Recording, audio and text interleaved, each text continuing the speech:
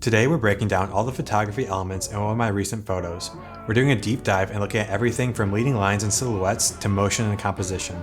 Let's do it.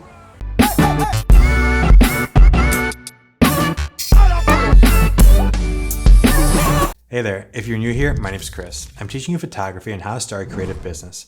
I want to say a special hi to all my new subscribers. Welcome to the channel. In this video, we're going to do a deep dive on this photo I took. The moment when I was taking it, I thought it was a pretty cool shot. Afterwards, when I was looking at it at home, I realized how many elements of photography and composition are actually present in this image. We've got leading lines, silhouettes, human elements, motion, and so much more. Let's break it down. Like I mentioned, in the moment that I was taking this photo, I thought I saw an awesome composition.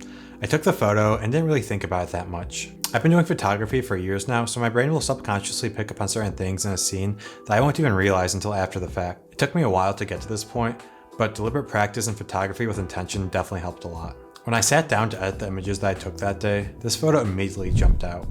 One of the first things I noticed is the deep shadows and the high contrast between the light and dark parts of the image. These shadows lead to these amazing leading lines that guide your eye from the bottom of the frame to the top left corner. Leading lines are lines that appear in a photograph that have been framed in a specific way to guide the viewer's eyes along the photo to a point of interest. Leading lines are all around us. They could be anything, all the way from a road leading your eye to the shadows formed by the sun here. I was in a unique position facing the sun. The sun was shining through these windows and casting deep shadows that form these awesome leading lines. My favorite part is the leading lines that are cast by the person walking through the frame. Their shadow is thrown across the frame, adding extra elements to this photo. Speaking of people, we get an awesome silhouette in the frame as well. Using silhouettes is a great way to add a human element to your photos. By exposing a bright scene for the highlights, silhouettes become possible. Silhouettes lack details, but you still see the human element in the photo. In this case, less is more. In my opinion, adding a human element to your photography makes you connect with the photo more. If this was just a photo of some windows and the sun, I don't think it would be as powerful. Another bonus of having a person in the shot is that we get a sense of scale. Scale is a powerful technique that helps the viewer understand your work that much better. We all know how big a person is, but we don't necessarily know how big these windows or this room is. By including this person, we can instantly picture the size of the scene in our head. If you're getting any value out of this video so far, please drop a like below. I love teaching this stuff and your support helps me make more of these videos. If you want to stay notified for future videos, please consider subscribing. Alright, let's get back into it. Now there's one last thing I want to mention that the person adds to this photo. Motion. This person is walking out of the scene and we can see that based on their body position. I had to take the photo at just the right time so that their legs looked like they were walking. If I mistimed this, it would just look like they're standing there, and in my opinion, that just isn't as interesting. Adding motion to photos makes the photos more interesting and helps capture the viewer's attention. Okay, let's take a quick step back. The leading lines and silhouettes here are only because of one reason, the low angle of the sun. This was shot right after sunrise at golden hour, and like a lot of photographers, I love golden hour.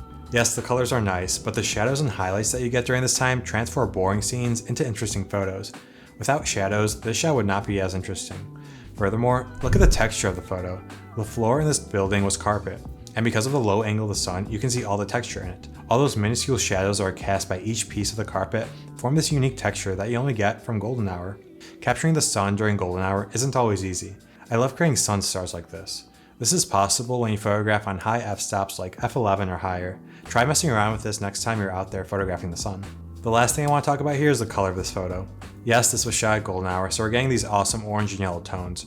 When I was editing this, I pushed most of the color towards orange. I added a bit of blue into the shadows as well by utilizing the color grading panel in Lightroom. This was a very slight change, but I think the orange and blue color tones look great together in this shot. Alright, I didn't think I'd be able to dissect all these parts when I started this video, but here we are. We talked about leading lines, silhouettes, golden hour, human elements, scale, and texture. We covered motion, sun stars, and color grading. If you like this type of analysis, I put out a bi-weekly newsletter where I do this sort of deep dive in one of my photos. I share a photo I like, someone who inspires me, books I'm reading, and gear I'm using. If this sounds like something you'd like, check out the link down below to subscribe to the newsletter community. It would be great to have you in the club. Alright, thanks for watching. I think it's awesome you want to learn more about photography. If you like this video, please give it a thumbs up. That really helps my channel and allows me to make more of these. Okay, I'll see you in the next one.